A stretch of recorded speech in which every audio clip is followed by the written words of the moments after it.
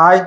మీ ఫ్యామిలీలో ఎవరికైనా షుగర్ వ్యాధి ఉన్నట్లయితే ఈ వీడియో తప్పనిసరిగా మీ ఫ్యామిలీ మెంబర్స్‌కి చూపించండి. చాలామంది షుగర్ వ్యాధి ఉన్నవాళ్ళు ఫుడ్ విషయంలో చాలా తప్పులు చేస్తూ ఉంటారు. సమయానికి 3-4 సార్లు ఆహారాన్ని కొద్ది కొద్దిగా తీసుకోవడం మంచిది. ఏ కాలంలో ఏ కూరగాయలు, పండ్లు పండుతాయో అవి కూడా తినొచ్చు. తెల్ల బియ్యానికి బదులుగా బాయిల్డ్ రైస్, సగం ఉడికించిన బియ్యం, బ్రౌన్ రైస్ మరియు అలాగే గోధుమ పిండి, రాగి పిండి, జొన్న పిండి ఇలాంటివి వాడుకోవచ్చు. రోజు కనీసం 30 నిమిషాలైనా నడవడానికి ట్రై చేయండి. యోగా ఇంకా ఇలాంటివి ఏమైనా చేయడానికి ట్రై చేయండి. అలాగే కనీసం 6-8 గంటలైనా పడుకోవడానికి ట్రై చేయండి. చాలామందికి తెలీదు షుగర్ వ్యాధి ఉన్న వాళ్ళు ఉపవాసం చేయకూడదని. సో అలాంటివి ఎప్పుడు కూడా ఉపవాసం అనేది చేయకూడదు.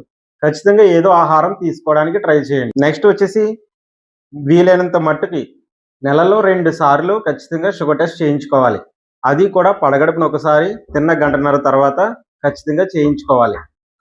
షుగర్ వ్యాధి ఉన్నవాళ్ళు షుగర్‌ని జాగ్రత్తగా మెయింటైన్ చేయకపోతే గనుక గుండె జబ్బులు వచ్చే అవకాశం ఉంటుంది. అలాగే స్ట్రోక్స్ వచ్చే అవకాశం ఉంటది. అలాగే చాలా మందికి మూత్రపిండాల సమస్య వస్తది. కొంతమందికి ఏంటంటే డయాలసిస్ వరకు వెళ్ళే అవకాశం కూడా ఉంటది. కాబట్టి చాలామంది వీటిని గమనించి ఏ విధంగా షుగర్ కంట్రోల్ చేసుకోవాలి, షుగర్ వచ్చిన తర్వాత మెయిన్‌గా నరాల బలహీనతకు కూడా కారణమవుతది.